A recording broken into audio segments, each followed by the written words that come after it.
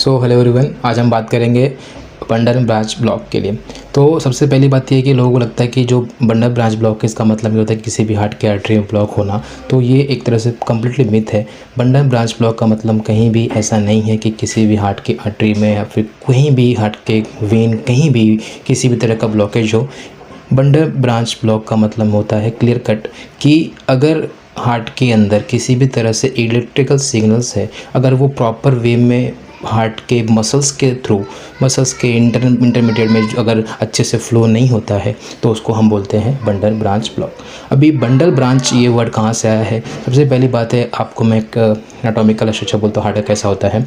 Heart का anatomical structure में सबसे पहले एक हार्ट होता है, उसके अंदर आर्टरियम और वेंट्रिकल होता है। अब राइट आर्टरियम के अंदर ऐसे नोड होता है, ऐसे नोड से ही होते हुए जो है जो इलेक्ट्रिकल सिग्नल्स होते हैं वो पास होते हैं through AV node, AV node से फिर बंडल ऑफ हिस। अब बंडल ऑफ हिस जो होते हैं यही जो है दो पार्ट में डिवाइड होता है, एक होता है लेफ्ट बंडल ब्रांच, एक होता है राइट बंडल ब्रांच। तो अगर इलेक्ट्रिकल सिग्नल्स जो है वो लेफ्ट बंडल ब्रांच की ओर अगर जा रहा है और वहाँ पे किसी भी तरह से सिग्नल्स में रुकावट होती है तो उसको हम इन मेडिकल टर्म शॉर्ट में बोलते हैं लेफ्ट बंडल ब्रांच ब्लॉक। अगर यही चीज़ जो है राइट साइड में होती है और राइट साइड में जो है प्रॉपर तरीके से ना होकर वहाँ पे किसी भी तरह से अगर सिग्नल्स में रुकावट पैदा होती है तो उसको हम बोलते हैं राइट बंडल ब्रांच ब्लॉक। अब ये एक वर्ड होता है अपना मेडिकल टर्म में जिसका नाम है डीपोलराइजेशन। ये काफ़ी इंपॉर्टेंट टर्म है डीपोलराइजेशन। डीपोलराइजेशन मतलब होता है कॉन्ट्रैक्शन। जब हमारा हार्ट जो है वो कॉन्ट्रैक्ट होता है, यानी कि जब हमारा हार्ट कॉन्ट्रैक्ट करता है, यानी कि हमारा जो राइट एट्रियम और लेफ्ट एट्रियम, फिर लेफ्ट वेंट्रिकल और राइट वेंट्रिकल जब ये कॉन्ट्रैक्ट करते हैं तो इस कॉन्ट्रैक्शन के ही दौरान जो होता है ब्लॉकेज है बंडल ब्रांच ब्लॉक में कि नहीं है ये समझ में आता है। सबसे पहले जो हमारा लेफ्ट वेंट्रिकल होता है वो कॉन्ट्रैक्ट करता है, उसके बाद राइट वेंट्रिकल है वो कॉन्ट्रैक्ट करता है। अगर फ्लो जो है इलेक्ट्रिकल सिग्नल्स का वो लेफ्ट ब्रांच से होते हुए जा रहा है टुवर्ड्स राइट ब्रांच की ओर, तो अगर इन दोनों के बीच में कहीं भी किसी भी तरह से एक तरह से ब्लॉकेज अगर होता है, रुकावट पैदा होती है तो हम उसको बोलते हैं बंडल ब्रांच ब्लॉक। तो डिवाइड हो गया दो भाग में, एक लेफ्ट बंडल ब्रांच ब्लॉक, दूसरा हो गया राइट बंडल ब्रांच ब्लॉक में। तो राइट बंडल ब्रांच ब्लॉक और लेफ्ट बंडल ब्रांच ब्लॉक ऐसा हो गया है। अब इसके पहचानने के क्या जरिए हैं, कैसे हम उसको जानते हैं? तो ईसीजी में दो चीज़ बताया हुआ है। एक शॉर्टकट है जिसको हम बोलते हैं विलियम्स एंड मैरो करके। तो अगर मैरो है तो उसका मतलब ये होता है कि वो राइट बंडल ब्रांच ब्लॉक है। आपको ईसीजी में दिखाता हूँ, ये ईसीजी है, इसमें आप देखेंगे कि ये मैरो जो फॉल फॉर्म है इसमें आप V1 में अगर लीड्स में देखोगे आप तो इसमें यहाँ पे जो है एम पैटर्न बना हुआ है, वही जो आप V6 में देखेंगे तो यहाँ पे जो है W पैटर्न बना हुआ है। ये जो चीज़ है ये अगर आपको दिखता है ईसीजी में, आप दो जो लीड्स हैं मेनली उस पर फोकस कीजिए, V1 और V6 पे। अगर आपको V1 में अगर कहीं भी आपको एम पैटर्न दिखता है या फिर V6 में आपको कहीं भी जो है W पैटर्न दिखता है तो ये clear cut right bundle branch block होता है।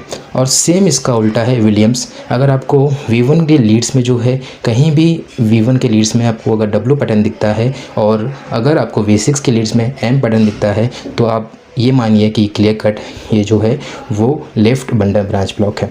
अब दोनों बंडल ब्रांच ब्लॉक आपको मैंने एक्सप्लेन कर दिया कैसे पहचानना है, इन शॉर्ट में आपको एक्सप्लेन कर दिया। अगर आप डिटेल में देखेंगे तो उसमें RSR इसमें काफ़ी डिफ़िकल्ट चीज़ें हैं जिस पर हम अभी फ़िलहाल बात नहीं करेंगे।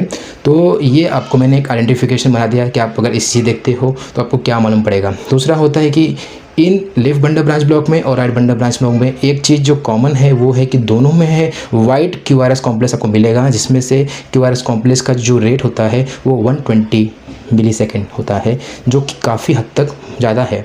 तो इसका मतलब क्लियर दिख रहा है कि 120 मिलीसेकेंड मतलब है कि इसको पहुंचने के लिए बहुत टाइम लग रहा है, यानी कि डिले जो हो रहा है इसका कॉन्ट्रैक्शन हो रहा है, इसीलिए हम इसको बोलते हैं यहाँ पे कहीं ना कहीं ब्लॉक हो सकता है, इसलिए हम उसको बोलते हैं bundle branch block which is divide into right bundle branch block and left bundle branch block में साइमल्टेनियसली।